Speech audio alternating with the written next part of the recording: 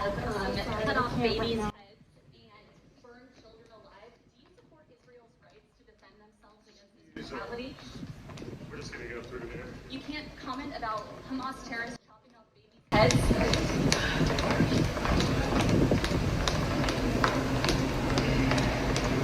Congresswoman, do you have a comment on Hamas terrorists?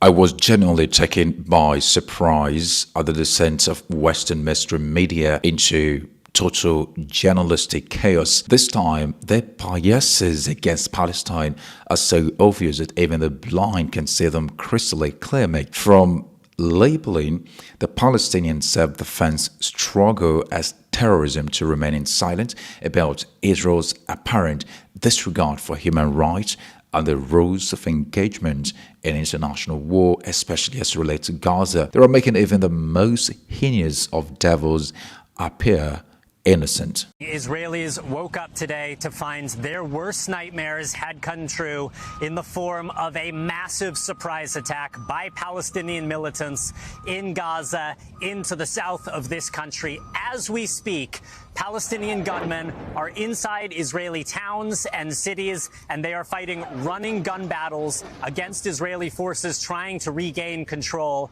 Hamas, the powerful militant group which controls Gaza, says it has taken Israelis hostage and it has taken them back inside the Strip. Now, as Israeli intelligence knows when Hamas members move from the bedroom to the bathroom, so how could they pull this off?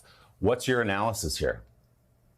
Yeah, Willie. Well, Israel has not been on the ground in Gaza since 2005, but they maintain a comprehensive network of informants, of human sources, and have very sophisticated technical penetration of Hamas communications. So clearly there was a breakdown. Hamas has shown its ability to plan and execute a pretty sophisticated operation to breach the border in secret. So undoubtedly, this is going to require an extensive review inside the Israeli military establishment. Sometimes attacks on journalists are staged to give the impression that there is an equal war going on in Gaza. There's nothing like an equal war. However, the crisis is between unequal parties with different ideas of peaceful coexistence, while Israel appears to strike places where civilians are concentrated to undermine or deter what they call Hamas's military capabilities.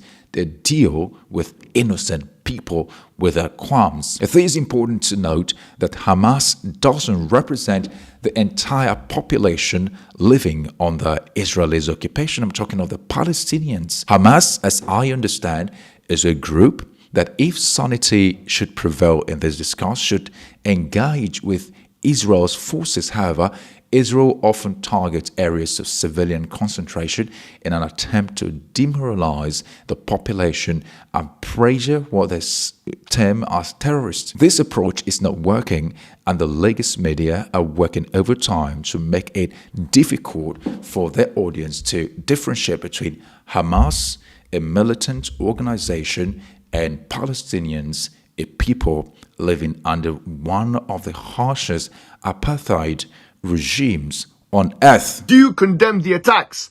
He couldn't, and he didn't, and he wouldn't answer that question. Why? Because everything must be scapegoated to Hamas. Everything must be scapegoated to Hamas. Even before Hamas was an entity, the terrorism narrative was still in force by the Israelis against the secular PLO. This cannot and it will not fly anymore. Secondly, my question to Piers Morgan is, why didn't you ask this man the same question that you ask all the Palestinian representatives? Do you condemn the attacks which disproportionately affect women and children? Why is it that the killing of Jewish men, women and children who are non-combatants must be labeled as terrorism, but that the killing of men, women and children who are in the Gaza Strip by the IDF forces, where there can be an alternative motion, and I'll tell you what that is in a second, is not condemned? What is that thing? Because I said I'll say it in a second. They've made it out as this is the only option. They said this is the only option. That's not actually logically the case. It's not logically the case that the only option to fight Hamas is to disproportionately affect civilians, women and children. What other options are there? Face-to-face confrontation with Hamas. As a Muslim and a peace advocate during this mindless escalation, I oppose the use of maximum force against anybody, since in most cases it is the innocent who suffer. I stand for the peaceful resolution of the current state of affairs to spare more lives. Watch this video from the American Fox News Network to witness biased journalism in full display. Terrorists have cut off babies' heads and burned children alive. Do you support Israel's rights to defend themselves against this brutality? We're just gonna go through there. You can't comment about Hamas terrorists chopping off babies' heads.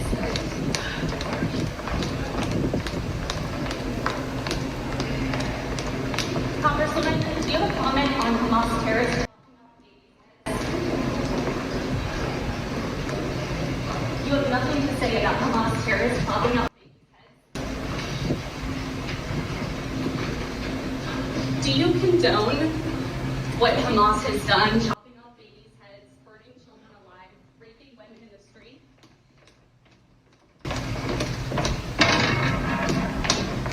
You have no comment about children's heads being chopped off?